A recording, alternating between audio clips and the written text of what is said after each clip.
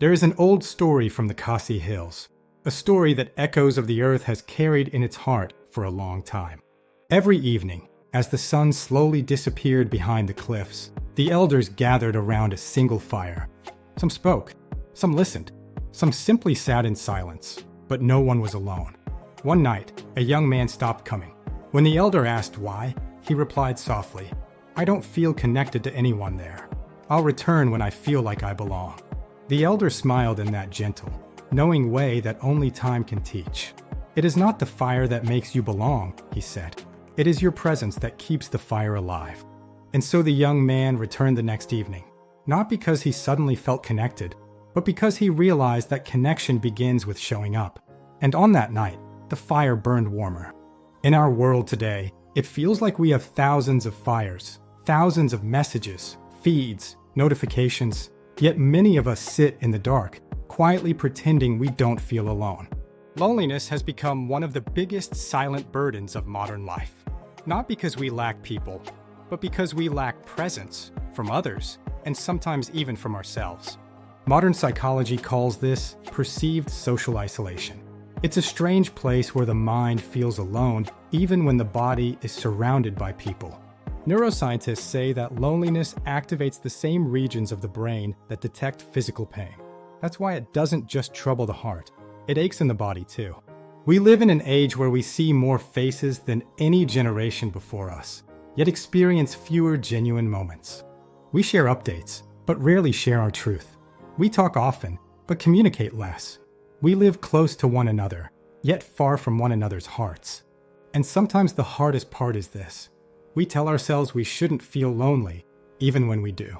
Indigenous communities across the world understood something that science is only now rediscovering. They knew that humans were never designed to be separate islands.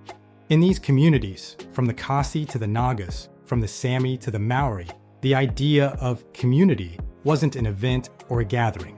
It was a way of breathing, a way of existing. A hunter does not thrive without a gatherer. A mother does not raise a child without a village. A traveler does not journey without companions beside the trail. And now, modern research echoes these ancient truths. Scientists call it co-regulation, the process by which humans soothe each other's nervous systems simply by being present. We steady one another. We ease each other's storms. We help each other breathe. But today, we often try to calm our storms in isolation, and it leaves us tired in ways we can't always explain. On Echoes of the Earth, we often explore this bridge between old wisdom and new understanding, because the truth is, the old ways weren't wrong. They were just quieter. Perhaps the solution to loneliness isn't to search endlessly for the perfect people. Perhaps it is to gently return to the fire, whichever fire still feels warm. Not performing, not forcing, just showing up with the softness of who you truly are. Presence is healing. Presence is powerful. Presence is how fires stay alive. You don't need a large circle. You don't need flawless relationships. You just need one person who feels safe in your company and one moment of honesty to begin again. And maybe, without realizing it, you will become that warm fire for someone else too. This is not just a story about loneliness. It is a reminder, a quiet echo, that you were never meant to walk this life alone. Not then, not now. So what can we do in a world that moves too quickly, speaks too loudly, and listens too little? Not tips, not tricks, just gentle shifts, rooted in both ancient wisdom and human science. Return to one fire.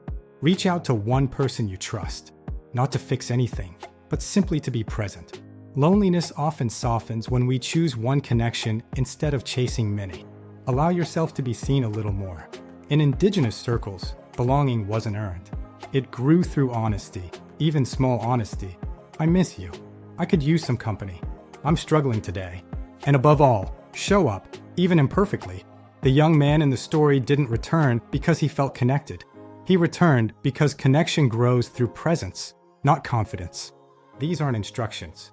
They are invitations, gentle ways to keep the fire alive.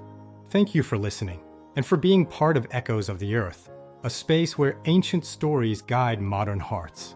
You are not alone, and you were never meant to be.